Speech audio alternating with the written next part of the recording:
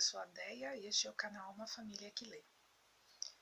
Eu vou falar a respeito deste livro, A Letra Escarlate, e vou falar um pouco a respeito do filme também. Mas antes de iniciar, eu gostaria de te convidar para curtir este vídeo e se inscrever no canal, caso este seja um assunto do seu interesse. E toda semana nós teremos vídeos a respeito de livros e filmes aqui. Então vamos lá.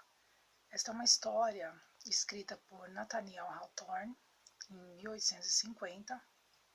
Essa versão que eu li é uma edição da Martin Claret, uma edição de bolso, porém o texto é completo. A tradução é de Sodré Viana. É uma história curta, tem 238 páginas e é um tema bastante interessante. Bom, a história se passa em Salem, Massachusetts. Salem é uma cidade conhecida como Cidade das Bruxas, inclusive tem um museu das bruxas lá. No entanto, este livro não trata de bruxaria, não trata do assunto bruxaria. Ele cita em alguns momentos o tema, mas não é um livro voltado para isso, para esse tema. Bom, é interessante que você inicie a leitura pelo prefácio e pela introdução, principalmente para que você obtenha informações relevantes sobre a cidade, porque o narrador conta justamente na introdução vários detalhes a respeito disso, como era o processo de colonização na época. E também você vai descobrir quem é o narrador na introdução. Este livro conta a história de Hester Prynne, uma mulher inglesa, casada.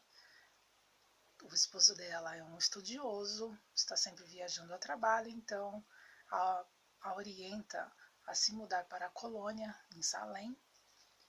Ela vai para lá sem ele, para ajeitar as coisas antes que ele vá, e ela acaba se apaixonando por um homem na colônia e se relaciona com ele e acaba engravidando. Por conta dessa gravidez, a colônia, as pessoas que moram lá, descobrem que ela cometeu adultério, e naquela época, em Salem, o adultério era punido com pena de morte. Os adúlteros eram enforcados. Devido aos fatos que haviam ocorrido anteriormente relacionados à bruxaria, às execuções com acusações de bruxaria que haviam ocorrido no passado, os responsáveis, os magistrados da colônia, decidiram não puni-la com enforcamento, porque eles chegaram à conclusão que era um ato extremo e não gostariam de repetir aquela situação toda. Então ela vai presa, tem a filha na prisão, e assim que a filhinha nasce, ela é solta. No entanto, ela é levada a julgamento em praça pública. E no julgamento é exigido que ela confesse, que ela diga quem é o pai da criança. Ela se recusa a dizer, porque ela sabe que ela foi poupada da pena de morte, mas o pai da criança não será poupado, então ela não diz. Por essa razão eu também não vou te dizer, não vou te dar esse spoiler, para que você tenha a curiosidade de ler o livro e descobrir quem é o pai da criança. Bom, o livro já inicia contando a partir do momento que ela sai da prisão, que ela é liberta. E não nos dá muita informação a respeito do início do romance, como que ela conheceu este homem, como se apaixonou, o que aconteceu, como eles se relacionaram. Não nos dá muita informação a respeito disso. Conta mais a situação que ela vivenciou depois. De qualquer forma, durante o julgamento, o marido dela aparece, ou seja, ele chegou na colônia, mas ele finge ser outra pessoa. Ele descobre toda a situação na qual ela está envolvida e ele finge ser uma outra pessoa. E assim que ele entra em contato com ela, que ele consegue falar com ela, ele exige que ela não diga a ninguém quem ele é. A intenção dele é descobrir quem é o pai da criança e se vingar. Bom, o tempo passam-se 7 anos nessa história e ela vai sobrevivendo, vai criando a filhinha dela. Ela foi condenada, como ela se recusou a dizer quem é o pai da criança, ela foi condenada a usar a letra escarlate, que nada mais é do que uma letra, a letra A, num tecido vermelho, que ela é obrigada a usar por cima da roupa. Então fica uma letra A sobre a roupa dela, toda vez que ela precisa sair, ir à cidade, comprar alguma coisa, seja o que for, ela é obrigada a sair com essa letra escarlate por cima da roupa, para que ela seja apontada na rua e sirva de exemplo do que não fazer. Então as pessoas apontam para ela, dizendo que ela é a pecadora. A filha dela sofre também, porque as outras crianças fazem bullying, chamam a garota de filha da bruxa, filha da pecadora, enfim. Então a garota cresce afastada das outras crianças e a mãe também fica afastada. Mas ela vai superando essas dificuldades, todas essas situações, e no final do livro, eu não vou contar, óbvio que eu não vou contar como essa situação termina, mas o que eu posso dizer é que ela supera de tal forma que ela passa a ser uma conselheira local. E ela dá conselhos para as mulheres da região, e tem um trecho aqui no livro que dá a impressão, inclusive, de que ela está profetizando. Eu vou ler esse trechinho. Em alguma época mais brilhante, quando o mundo estiver em condições de merecê-la, no próprio período do céu, uma verdade nova será revelada para estabelecer, num terreno de felicidade mútua, a relação entre o homem e a mulher. Ela diz mais um trechinho interessante. O anjo ou apóstolo da revelação que virá há de ser uma mulher.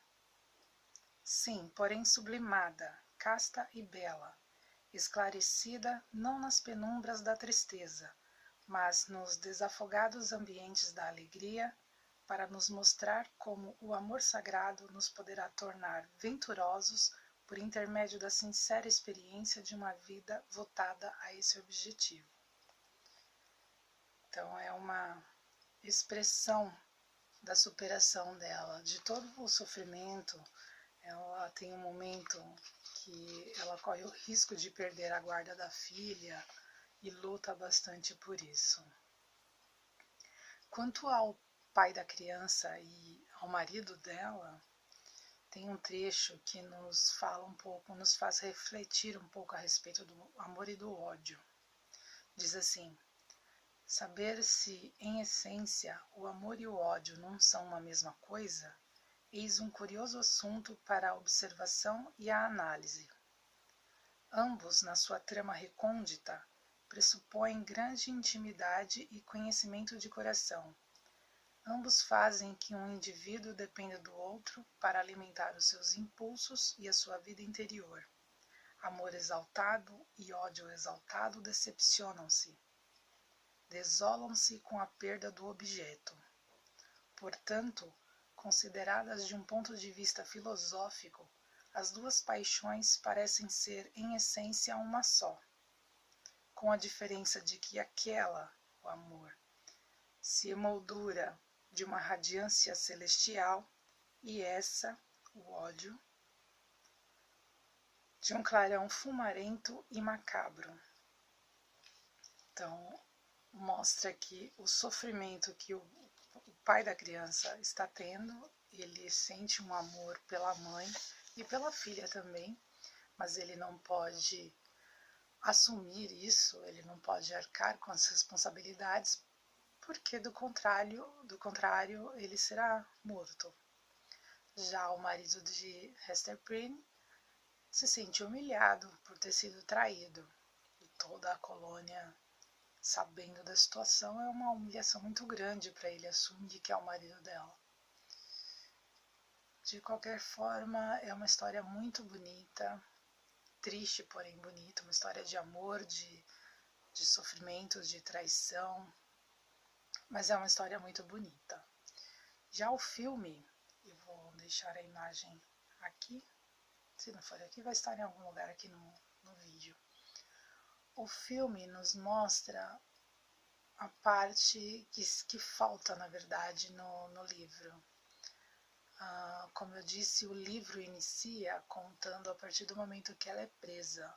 Então, como eu havia dito, não tem muita informação a respeito da paixão, do início dessa paixão, de como tudo aconteceu. Então, o filme aborda mais essa parte. Então, mostra ela chegando na colônia, mostra ela conhecendo este homem por quem ela se apaixonou, eles se relacionando, se envolvendo.